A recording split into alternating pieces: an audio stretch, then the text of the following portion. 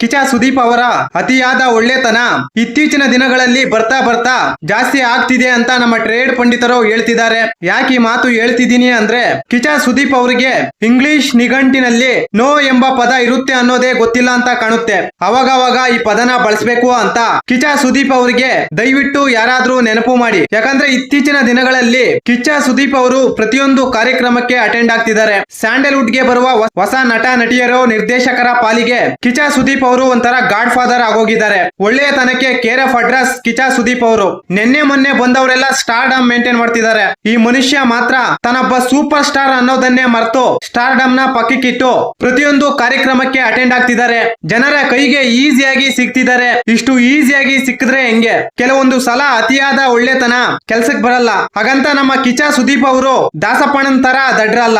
Sandalwood ನಲ್ಲಿ ಈಗಾಗಲೇ ಕೆಲವರು ಸ್ಯಾಂಡಲ್ವುಡ್ ನ ಹಾಲಿವುಡ್ ಮಾಡ್ತೀನಿ ಅಂತ ಈಗಾಗಲೇ ಬಾಲಿವುಡ್ ಗೆ ಹೋಗಿ 3 ವರ್ಷ ಆಯ್ತು. ಅವರ ಗಡ್ಡ ಮಾತ್ರ ಮುಳ್ಳಯ್ಯನಗಿರಿ ಪರ್ವತ ಬೆಳೆದಂಗೆ ಬೆಳಿತೇ ವಿನಃ ಸ್ಯಾಂಡಲ್ವುಡ್ ಇದುವರೆಗೆ ಹಾಲಿವುಡ್ ಆಗಿಲ್ಲ. ತಮ್ಮ ಸ್ವಂತ ಸಿನಿಮಾಗಳಿಗಿಂತ ಬೇರೆಯವರ ಸಿನಿಮಾಗಳನ್ನು ಪ್ರಮೋಟ್ ಮಾಡ್ತಾರೆ. ಅವರು ಬೆಳಿಲಿ ಅಂತ ಆಶೀರ್ವಾದ ಮಾಡ್ತಾರೆ. ಅವರ ಪಾಲಿಗೆ ನೆರಳು ಕೊಡುವ ಆಲದ ಮರದ ರೀತಿ ಬೆಳೆದು ನಿಂತಿದ್ದಾರೆ ಕಿಚ್ಚ ಸುದೀಪ್ ಅವರು. ಮೇ ಬಿ ಸ್ಯಾಂಡಲ್ವುಡ್ ನಲ್ಲಿ ಎಲ್ಲರ ಕೈಗೆ ಈಸಿಯಾಗಿ ಸಿಗುವ ಏಕೈಕ ನಟ ಅಂದ್ರೆ ಅದು ಕಿಚ್ಚ ಸುದೀಪ್ ಅವರು ಮಾತ್ರ. ಯಾಕಂದ್ರೆ ಬೇರೆಯವರು ತಮ್ಮ ಸ್ವಾರ್ಥಗಳನ್ನು ನೋಡ್ಕೊಳ್ತಿದ್ದಾರೆ. ಅವರ ಸಿನಿಮಾಗಳಲ್ಲಿ ಬ್ಯುಸಿಯಾಗಿದ್ದಾರೆ. ಈ ಮನುಷ್ಯ ಮಾತ್ರ ಹೊಸಬರ ಪಾಲಿಗೆ ಆಶಾ ಕಿರಣದ ರೀತಿ ಗಾಡ್ ಫಾದರ್ ಆಗಿ ನಿಂತ್ಕೊಂಡು ಅವರನ್ನು ಬೆಳೆಸ್ತಿದ್ದಾರೆ. ಯಾಕಂದ್ರೆ ಸ್ಯಾಂಡಲ್ವುಡ್ ನಲ್ಲಿ ಇರೋದೇ 4 ಜನ ಹೀರೋಗಳು. ಯಾಕಂದ್ರೆ ಈಗಾಗಲೇ ಕೆಲವು ನಟ ನಟಿಯರು ಮಧ್ಯರಾತ್ರಿಯಲ್ಲಿ ಬಂದ ಸಕ್ಸಸ್ ಗೆ ಕನ್ನಡ ಚಿತ್ರರಂಗವನ್ನು ಸಂಪೂರ್ಣವಾಗಿ ಮರ್ತಿದ್ದಾರೆ. ಯಾರ ಕೈಗೂ ಸಿಗ್ತಿಲ್ಲ.